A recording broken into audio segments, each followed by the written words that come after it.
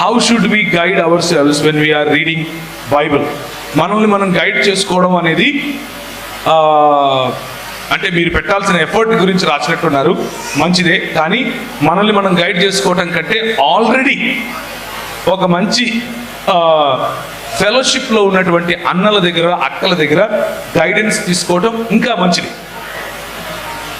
ఓకేనా? Self study ఉండాలి. ఆ సెల్ఫ్ స్టడీ ఎలా చెయ్యాలో అన్నల దగ్గర హెల్ప్ తీసుకోవాలి.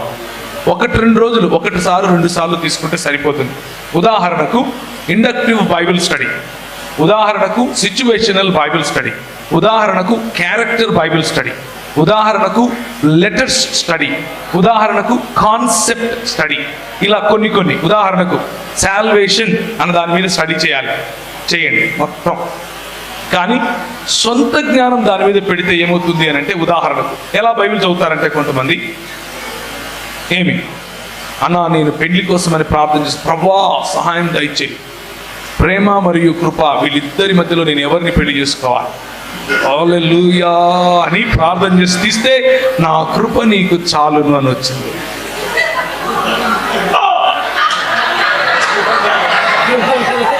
అలాంటి బైబిల్ స్టడీలు చేయకండి అమ్మా. ఏమయ్యా, అది బైబిల్ స్టడీ కాదు, బైబిల్ను చంపడం, అని బైబిల్ను కూని చేయడం. అలాంటి బైబిల్ స్టడీలు చేయకండి. అలాంటి బైబిల్ స్టడీల ద్వారా దేవుడు నాతో మాట్లాడాడు, మాకు దేవుడు కృపనిచ్చాడు, ఆ కృప వేరు, ఈ కృప వేరు. అర్థమవుతుందా? అది వేరు, ఇది వేరు. దయచేసి దాన్ని దేవుడు నాతో మాట్లాడాడు అన్నట్టుగా దేవుని స్వరాన్ని కించపరచకండి. చక్కగా బైబిల్ స్టడీ మెథడాలజీస్ అవైలబుల్గా ఉన్నాయి, ఆన్లైన్లో అవైలబుల్గా ఉన్నాయి. కొన్ని యాప్స్ చెప్తాను, వాటిని కావాలంటే మీరు రాసుకోండి. www.biblehub.com.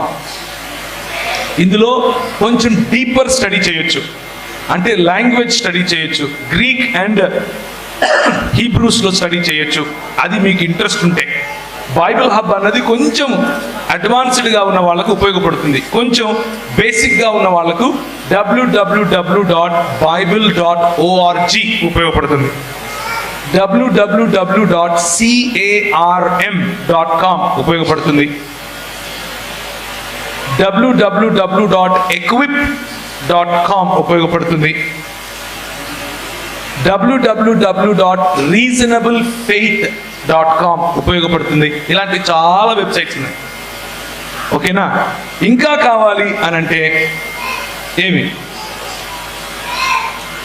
స్థానికంగా ఒక ఫెలోషిప్లో ఎక్కడైతే బైబిల్ స్టడీ చేస్తారో ఆ ఫెలోషిప్లో మీరు ఏ సంఘానికి చెందిన వాళ్ళైనా పర్వాలేదు, బైబిల్ చదవడానికి డినామినేషన్లు అడ్డమా? ఎవరు అడ్డపడరు కదా. అలాగని చెప్పి ఏమి క్రీస్తు సంఘం వాళ్ళు యెహోవా సాక్షులు పిలిచారని చెప్పి బైబిల్ స్టడీలకు వెళ్ళిపోకండి. దుంప నాశనం అవుతారు, మామూలు నాశనం కాదు. వాళ్ళు ఏం చెప్తారంటే, యేసు ప్రభు మా అన్న, యేసు ప్రభు మా తమ్ముడు, పరిశుద్ధాత్ముడు మా చిన్న కొడుకు, ఇట్లాంటి మాటలు మాట్లాడతారు వాళ్ళు. ఏమి యెహోవా సాక్షులు ఏం చెప్తారంటే, యేసు ప్రభు మికాయేలు దూత అని చెప్తారు. మార్మన్లు ఏం చెప్తారంటే, యేసు ప్రభు ఏలియన్ అని చెప్తారు, బయట నుంచి వేరే దేశం నుంచి వచ్చాడని చెప్తారు. ఇలాంటివి చెప్పే వాళ్ళ దగ్గరికి బైబిల్ స్టడీస్కి వెళ్ళకండి. సార్వత్రిక క్రైస్తవ సంఘముగా గుర్తింపు పొందినటువంటి సంఘాలు, బ్యాప్టిస్టు సంఘాలు, మెననైట్ బ్రదరన్ సంఘాలు, సిఎస్ఐ సంఘాలు, లూథరన్ సంఘాలు, Bakht Singh uncle Hebron fellowships, Brethren సంఘాలు, ఇలాంటి సంఘాల్లో జరిగేటటువంటి స్టడీలో మీరు పాల్గొనొచ్చు, ఇబ్బంది ఏమీ లేదు. దానికి తోడుగా స్థానికంగా మీరు ఒక 10 మంది స్టూడెంట్స్ కలిసి, 10 మంది యువకులు కలిసి, 10 మంది యువతులు కలిసి మీరు వాక్య ధ్యానం చేయొచ్చు. వ్యక్తిగత వాక్య ధ్యానం ఇంట్లో చేయండి, గ్రూప్గా కలిసినప్పుడు చేయండి.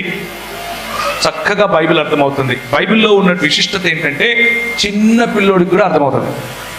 అందులో ఉన్న ఇంకొక విశిష్టత ఏంటంటే, నువ్వు తలకాయ పెట్టి దాంట్లో ఏదో తవ్వి తీయాలి అని అంటే నువ్వు డాక్టరేట్ తీసుకున్న అర్థం కాదు. అర్థమైందా? స్పష్టమైన స్వచ్ఛమైన మనసుతో చదివితే చిన్న పిల్లోడికి కూడా బైబిల్ అర్థమవుతుంది. అది ఆ బైబిల్ స్టడీ ఉపయోగపడుతుంది.